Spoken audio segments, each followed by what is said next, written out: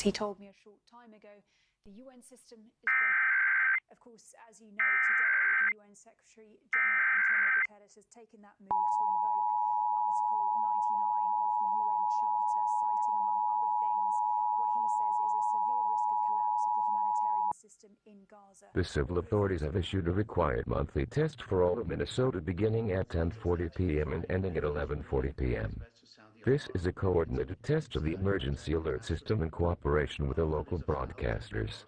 This is only a test. This test is from the Minnesota Bureau of Criminal Apprehension. No action is needed. This is only a test. Lack of food, lack of medicine, lack of shelter, and just even the